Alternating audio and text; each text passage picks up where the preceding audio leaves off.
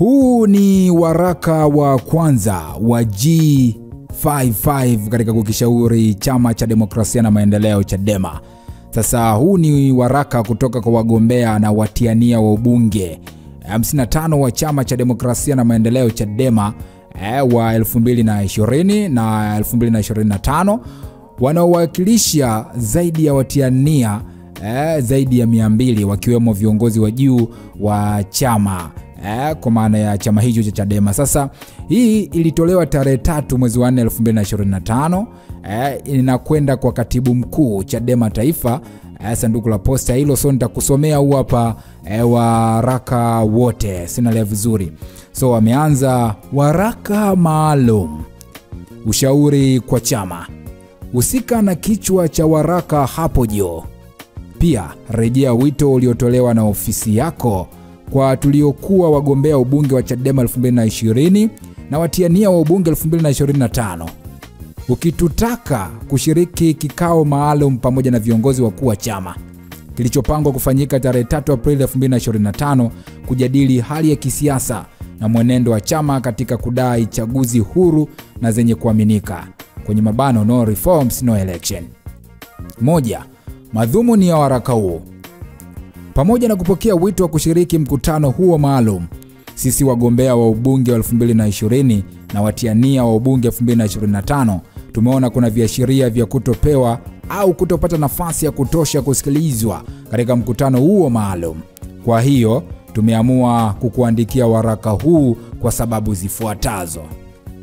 Sababu ya kwanza, mwenyekiti wa chama taifa Mheshimiwa Tundu Lissu akihutubia mkutano wa hadhara mkoani Iringa ametamka wazi kuwa, na nukuu, wote wanaoona no reforms no election haiwezekani ni wana CCM pamoja na vibaraka wao. So akaendelea hapa: kauli hii ya mwenyekiti tayari imezuia uhuru wetu wa kutoa maoni au ushauri mbadala dhidi ya no reforms no elections, kwani kwa mujibu wa mwenyekiti wetu watu wa namna hiyo ni wana CCM au vibaraka wao. 2. Mjumbe wa kamati kuu na mwenyekiti wa kamati ya chama ya kuchangisha fedha kwa ajili ya no reforms no election Mheshimiwa Godbless Lema akihutubia mkutano jijini Arusha amenukuliwa akisema kwamba, na nukuu, wote wanaotaka ubunge au diwani bila reforms waondoke Chadema. Kauli hii ya Mheshimiwa Lema ya kufukuza watu wenye maoni mbadala ndani ya chama haijakanushwa na chama na inazidi kuondoa mantiki ya mkutano huo maalum wa kujadili mwenendo wa no reforms no election, kwani tayari washiriki tumewekewa mipaka na vitisho katika kujadili suala hilo. 3. Hivi karibuni mwanaharakati Maria Sarungi aliandika katika ukurasa wake wa X akikitaka chama kiyaweke hadharani majina ya wote wanaotaka ubunge kwa udi na ubani bila reforms, na akatuhumu kuwa watu wao wanataka kufanya blackmail, kutishia eti watahama chama.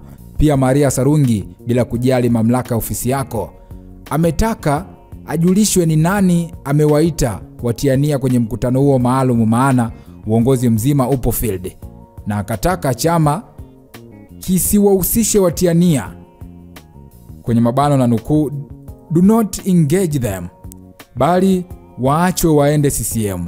Kauli hizi za Maria ambaye si mwanachama wa Chadema zinafanana na kauli za Mheshimiwa Lissu na Mheshimiwa Lema.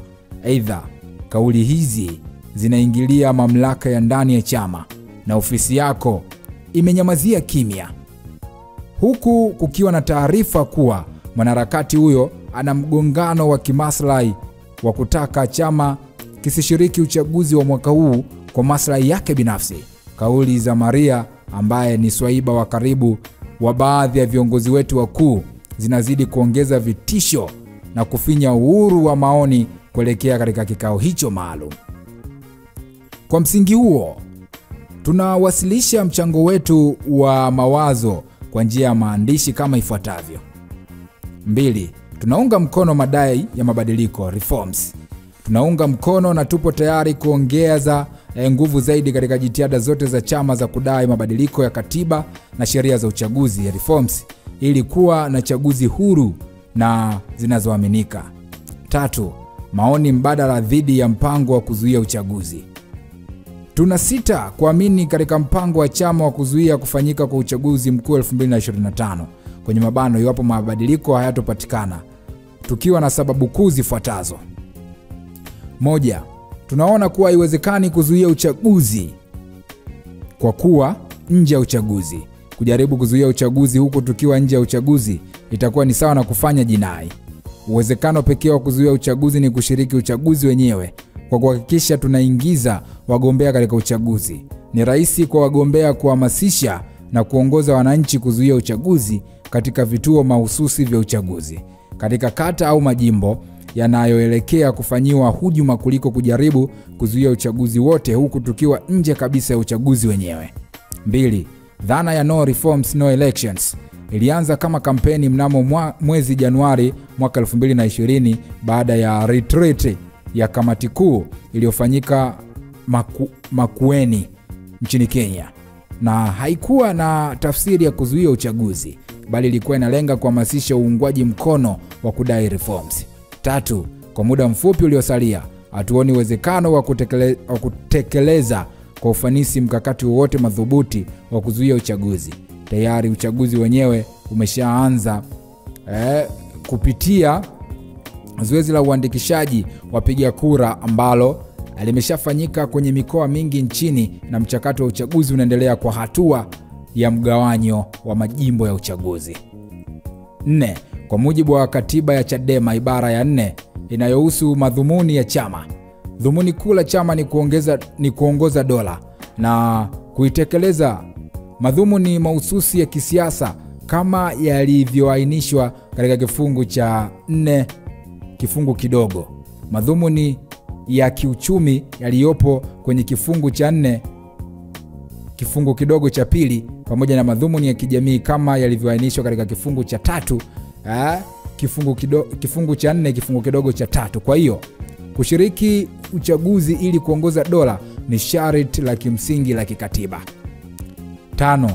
Ibara ya 5 kifungu cha pili kifungu kidogo cha pili ya katiba ya chama imetaka haki ya mwanachama wa Chadema kuwa ni pamoja na kuchaguliwa kuongoza na kuwakilisha chama katika ngazi yoyote kwa kuzingatia masharti yaliyowekwa na sifa za uongozi. Mpango wa kuzuia uchaguzi unaweza kukosa uhalali wa kutosha kikatiba kwa kuathiri haki za wanachama wa Chadema wanaotaka kugombea. 6. Ukiondoa chama chetu, mpaka sasa hakuna chama kingine hata kimoja cha siasa kinachounga mkono mpango wa kuzuia uchaguzi ikiwa reforms hazitopatikana. Kinyume, kikiendelea kujipanga kushiriki uchaguzi. Vyama vingine hususan vile vyenye kawaida ya kutumika na CCM vimeendelea kutangaza nia zao za kushiriki uchaguzi. 7. Viongozi wa dini na madhehebu yenye waumini wengi hapa nchini tayari wamehimiza na wanaendelea kuelimisha na kuhamasisha waumini wao kwenda kujiandikisha kwenye daftari la mpiga kura kwa ajili ya kushiriki uchaguzi. Hali hii inaashiria kuwa ni ama chama chetu kimechelewa au tayari kimekwama kupata uungwaji mkono na wadau muhimu katika mpango wa kuepuka uchaguzi usio na reforms. 8. Uchunguzi na uchambuzi wetu unaonyesha kuwa wadau wengi wa demokrasia wanaunga mkono madai yetu ya reforms, lakini wanasita kuunga mkono mpango kamili wa chama chetu wa kuzuia uchaguzi iwapo reforms hazitopatikana, kwani hali hiyo kwao inatafsiriwa kuwa ni karibu sawa na kufanya uasi au kuvunja katiba na sheria zilizopo licha ya ubaya wake. Kwa maneno mengine, msisitizo wa kuzuia uchaguzi unaathiri au kupunguza kasi ya uungwaji mkono katika madai ya msingi ya reforms. 9. Kushindwa kuzuia uchaguzi katika dakika za mwisho, kwenye mabano ikiwa ni jitihada za kupata reforms zitakwama, kuna maanisha kuwa chama hakitokuwa tena na muda wa kujiandaa na hivyo hakitoshiriki kabisa uchaguzi huo.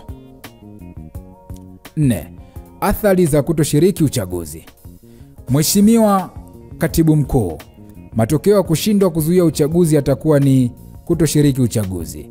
Katika moja ya mahojiano yake na vyombo vya habari, makamu mwenyekiti wa chama Mheshimiwa John Heche alithibitisha ukweli huu pale alipojibu swali la Chadema itafanyaje iwapo haitofanikiwa kuzuia uchaguzi.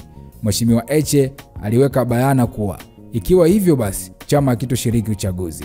Ni maoni yetu kuwa chama kitafikwa na athari zifuatazo iwapo hakitoshiriki uchaguzi.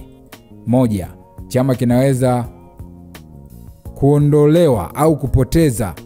kuondokewa au kupoteza viongozi na wanachama wenye nia ya kuwania uraisi, ubunge, udiwani pamoja na nafasi za viti maalum vya ubunge na udiwani katika maeneo mbalimbali nchini. 2. Chama kitapoteza mvuto kwa umma, kitadhalilishwa kwa propaganda na hata kudhoofika. Hadi sasa chama kimekatika katika vipande viwili vinavyosigana kuhusu jambo hili. Ikitokea tukashindwa kushiriki uchaguzi, mkatiko huu utakuwa ni wa wazi na athari zake zitakuwa mbaya zaidi. 3. Chama kitapoteza kabisa ruzuku baada ya uchaguzi na hivyo kuathiri uhai na uendelevu wa shughuli za chama. 4. Ari na hamasa ya wanachama kukichangia chama itazidi kushuka, kwani wananchi hawataona faida ya kukichangia chama kisichoshiriki uchaguzi. 5. Kutoshiriki kampeni na uchaguzi kutakipotezea chama fursa ya kujijenga zaidi, maana haitokuwa rahisi kwa watiania kuwekeza kwenye chama ambacho hakiingii kwenye uchaguzi, maana hawatopata fursa ya kugombea. 6. Kwa ujumla, kutoshiriki uchaguzi kutasababisha chama kupoteza uhusika na umuhimu wake kwa umma, relevance, hali inayoweza kufuatiwa na kuporomoka kisiasa na hatimaye kudhoofika kabisa. 4. Ushauri wetu, tujiandae kwa uchaguzi.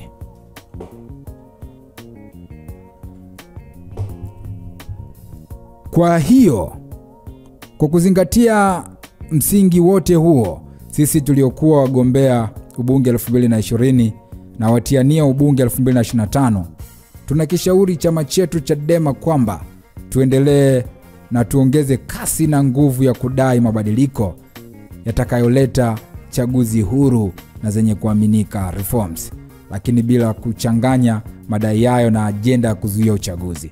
Badala yake, chama kiruhusu kuanza mara moja kwa maandalizi ya chini kwa chini kujipanga kwa ajili ya kushiriki uchaguzi, hata kama reforms zitakuwa zimekawia kupatikana. Kwa hiyo waraka ni mrefu kweli kweli. Huo ni waraka wa kwanza kutoka kwa wagombea na watiania wa ubunge 55 wa chama cha demokrasia na maendeleo Chadema wa 2020 na 2025. Wanawakilisha zaidi ya watiania zaidi ya 200 wakiwemo viongozi wa juu wa chama, si ndio?